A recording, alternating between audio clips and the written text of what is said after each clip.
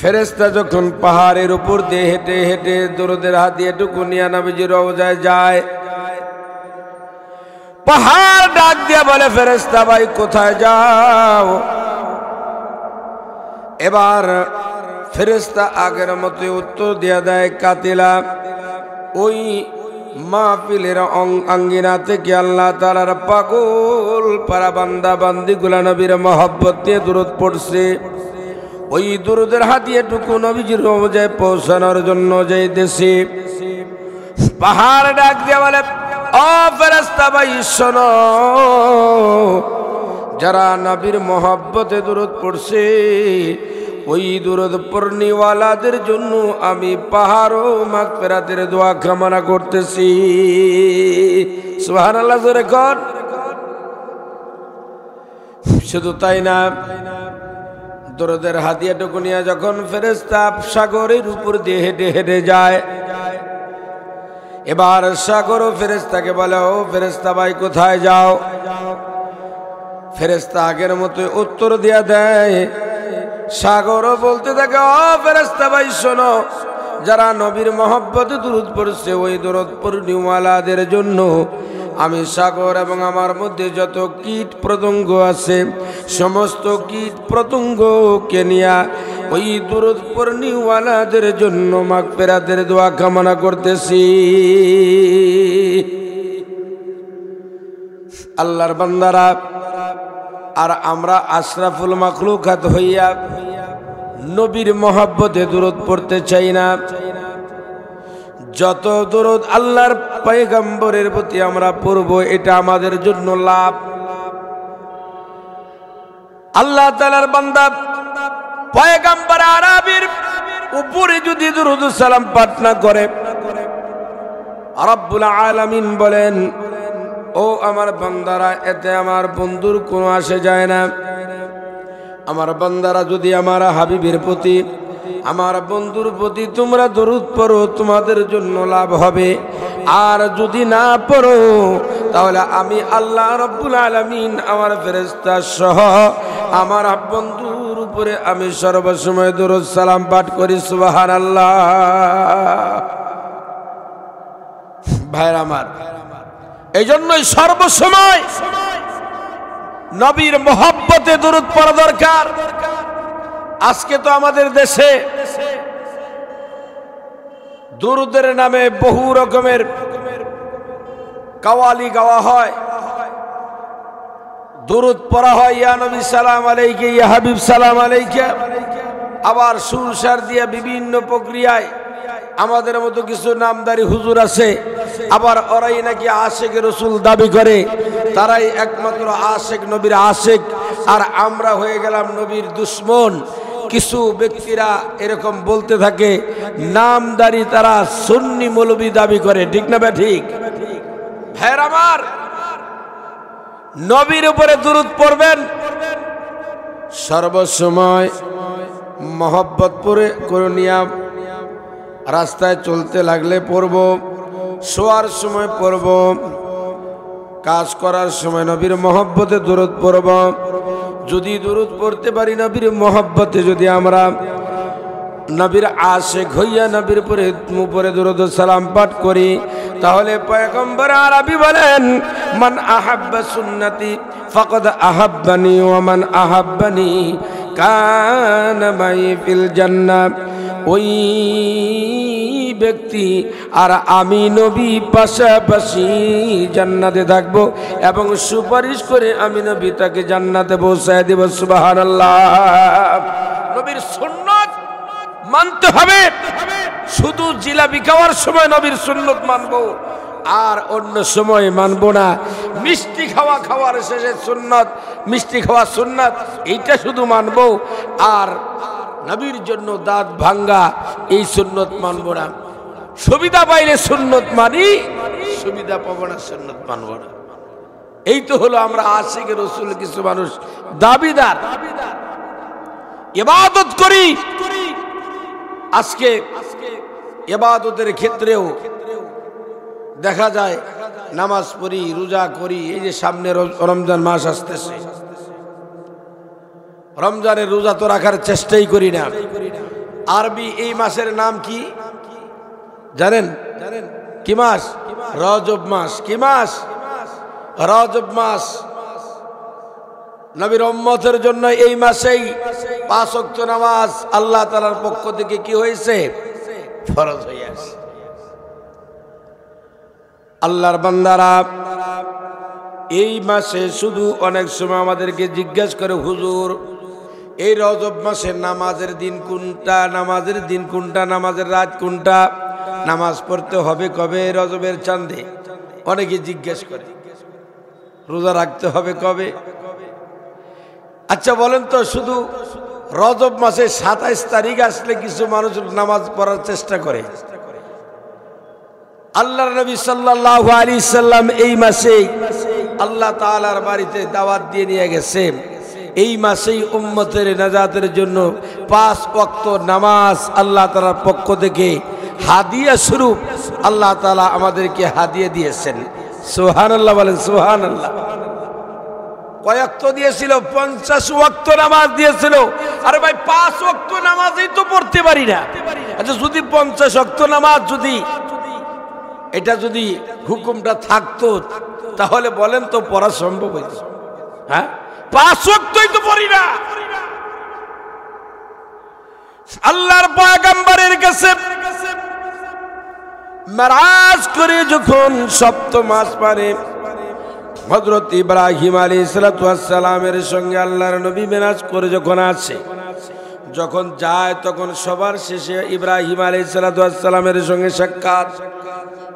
যখন আবার মেরাজ করে আসে, তখন আবার প্রথম সাক্ষাৎ।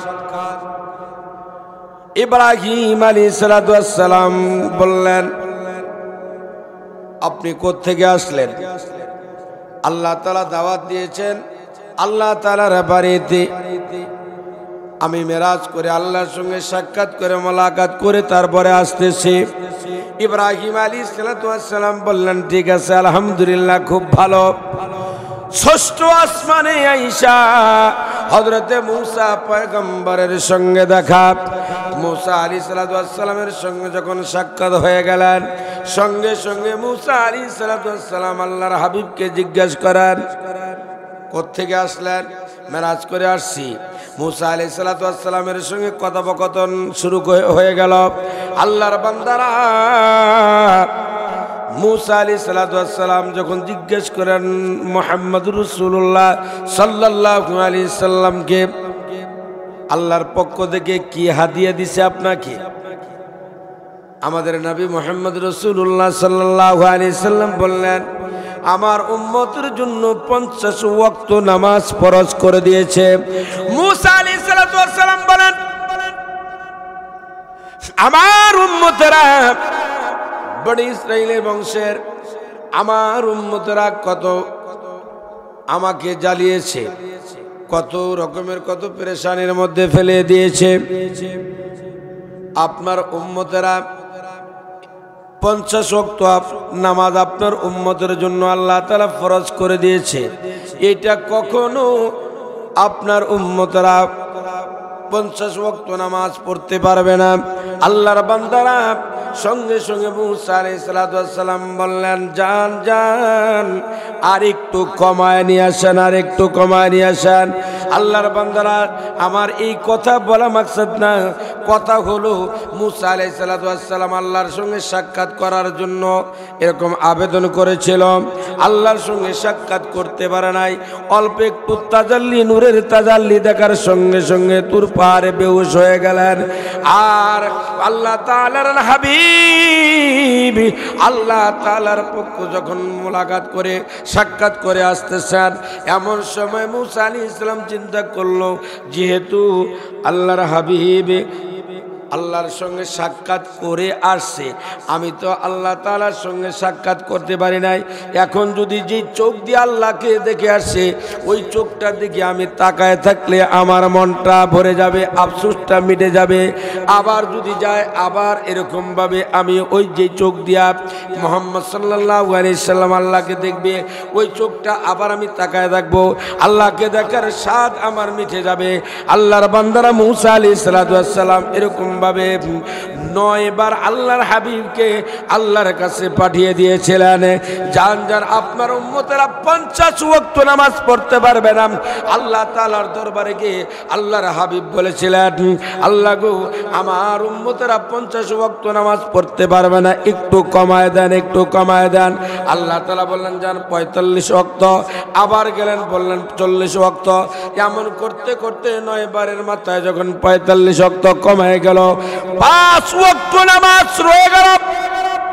আল্লাহ তাআলার পক্ষ থেকে যখন 5 ওয়াক্ত নামাজ নিয়ে আল্লাহর হাবিব আসতেছেন, এমন সময় আল্লাহ রাব্বুল আলামিন তার হাবিবকে জানায় দিলেন, হাবিব,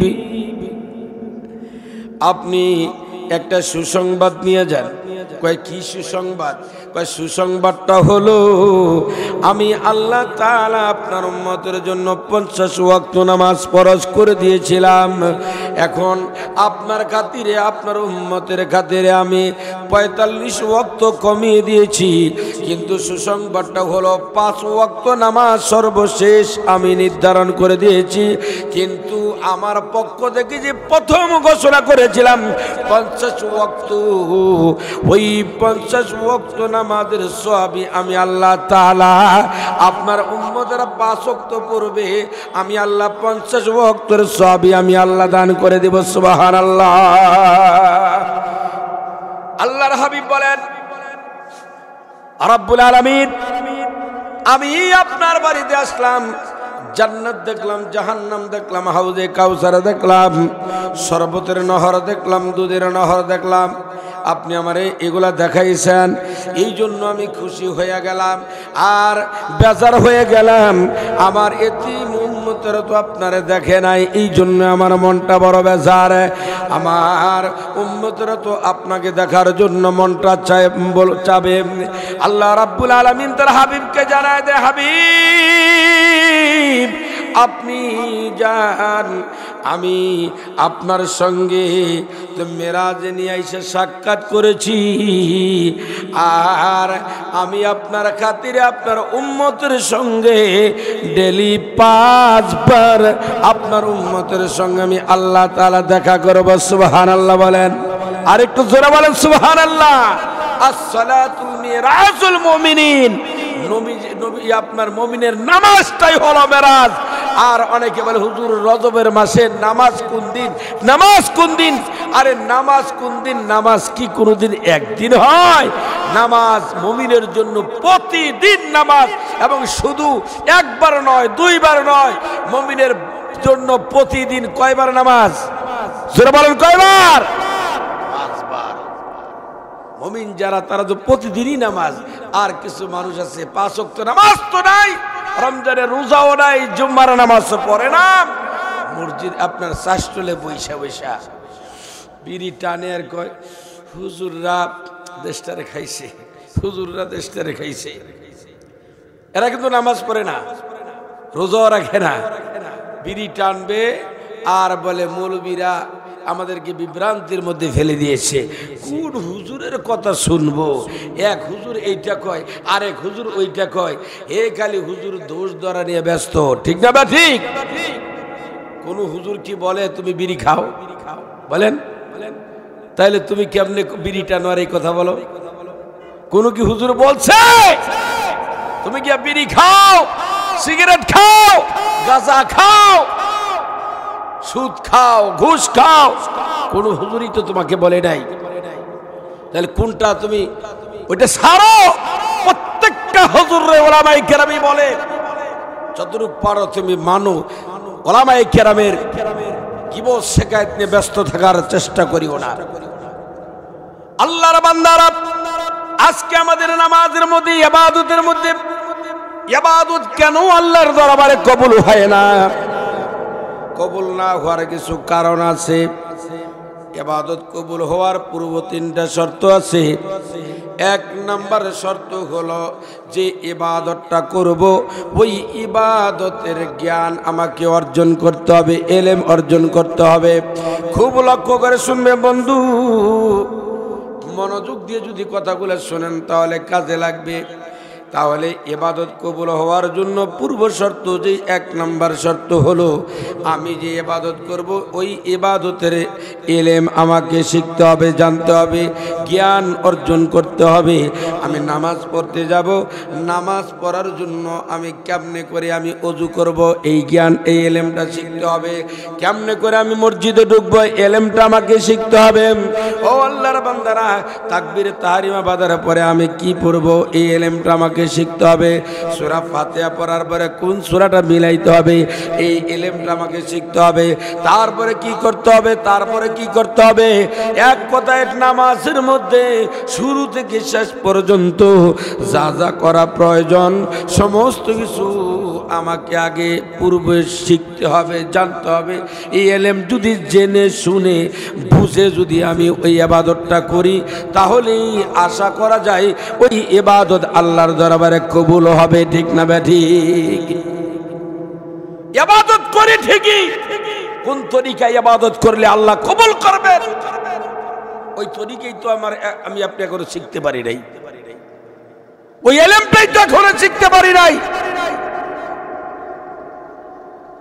আল্লাহর বান্দারা নামাজে ঢুকার পূর্বে বলেন তো আমার ওযু আছে ঠিক, কিন্তু নামাজ সামনে আগানোর জন্য বলেন তো সর্বপ্রথম শর্ত হলো শরীর পাক থাকতে হবে। বলেন ঠিক না বা ঠিক? ওযু আছে কিন্তু শরীর পাক নাই, বলেন নামাজ হবে? শরীরও পাক আছে কিন্তু যেই কাপড়টা পরে নামাজ পড়বো ওই কাপড়টা পাক নাই, বলেন নামাজ হবে? সুরে কোন? আবার কাপড় পাক আছে, শরীরও পাক আছে, ওযুও আছে, কিন্তু যেই জায়গার মধ্যে আমি নামাজ পড়বো ওই জায়গাটা কি নাই, পাক নাই, বলেন নামাজ হবে? তাহলে এই ইলমগুলাই শিখা কি প্রয়োজন আছে না?